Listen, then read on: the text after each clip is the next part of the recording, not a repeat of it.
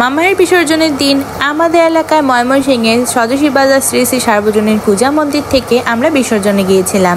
মায়ের বিদায় বেলায় সবাই মিলে প্রচুর নাচানাচি আনন্দ ফুর্তির মাধ্যমে মাকে বিদায় জানিয়েছিলাম। দেখতে দেখতে এই বছরের সবগুলো পূজা শেষ হয়ে গেল। এই বছর আর কোনো পূজা বাকি নেই, আবার এক বছরের অপেক্ষা। শ্যামা মায়ের বিসর্জনের মাধ্যমে আমার এই বছরের পূজার সব ব্লগগুলো শেষ হয়ে গেল। শ্যামা মায়ের বিসর্জনের আনন্দময় মুহূর্তগুলি আজকে আমার ভিডিওটিতে তোমাদের সাথে শেয়ার করব। হ্যালো সবাইকে, আমার এই ভিডিওটা ছিল আমাদের শ্যামা মায়ের কালী পূজা বিসর্জনের দিনের ভিডিও। এটা ছিল অক্টোবরের 24 তারিখের ভিডিও। অসুস্থতার কারণে ভিডিওটা শেয়ার করতে এতটা দেরি হয়ে গেল। আমার বিয়ের পর থেকে আমি প্রতি বছরই আমার হাজব্যান্ডের সাথে আমাদের এলাকার স্বদেশী বাজারের যে মন্দিরটা রয়েছে সেখান থেকে বিসর্জনে গিয়ে থাকি, সেটা দুর্গাপূজা হোক বা কালী পূজা। প্রতিবারের মতো তাই এবারও চলে গিয়েছিলাম।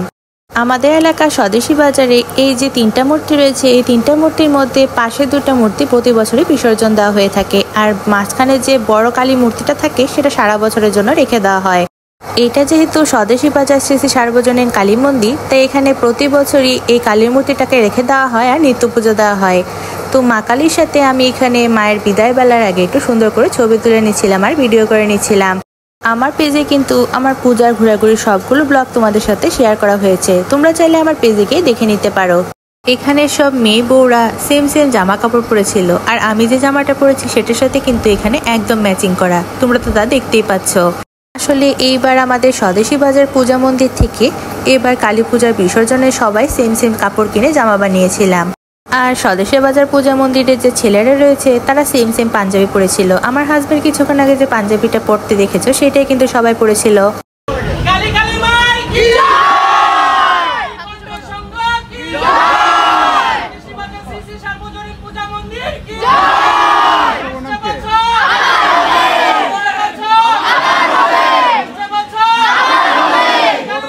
কিন্তু সবাই সেম জামা পাঞ্জাবি পরেছিল, সেই জন্য সবাই মিলে একসাথে দাঁড়িয়ে গ্রুপ ছবি তুলছিল। আর বিসর্জনের সময় হয়ে যাওয়ার কারণে এখানে সবাই মিলে নাচানাচিও শুরু করে দিয়েছিল।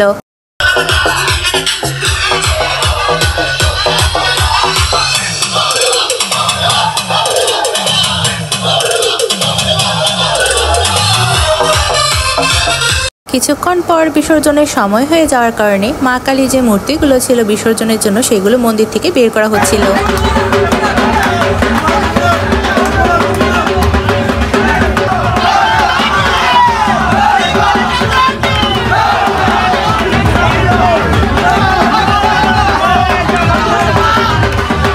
সব ছেলেরা সেম পাঞ্জাবি পরেছিল আর নাচানাচি করছিল, দেখতে কিন্তু খুবই সুন্দর লাগছিল। মা কালীকে প্রদক্ষিণ করানোর পর মা কালীকে বিসর্জনের জন্য গাড়িতে তোলা হচ্ছিল। আমাদের ময়মনসিংহের সব মূর্তি তো ময়মনসিংহের কাচারি ঘাটে বিসর্জন দেওয়া হয়। সবাই নাচতে নাচতে মূর্তি নিয়ে রওনা হয়ে গেলাম।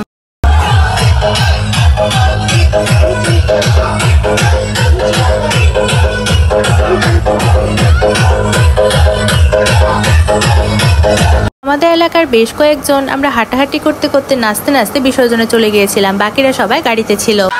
নীলকণ্ঠ সংঘ কি, স্বদেশী বাজার শ্রী শ্রী সার্বজনীন পূজা মন্দির কি।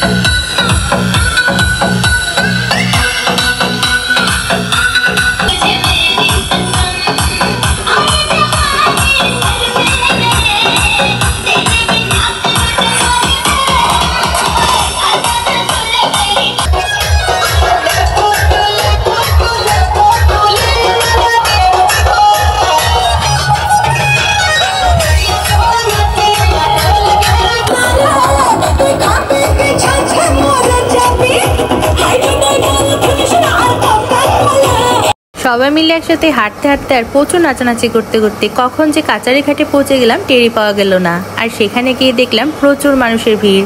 আসলে বিসর্জনের সময় আমাদের ময়মনসিংহের কাচারি ঘাটে সব মূর্তি বিসর্জন দেওয়া হয়, তার সাথে এখানে প্রচুর মানুষের ভিড় হয়, তা তো তোমরা ভিডিওতে দেখতেই পাচ্ছ।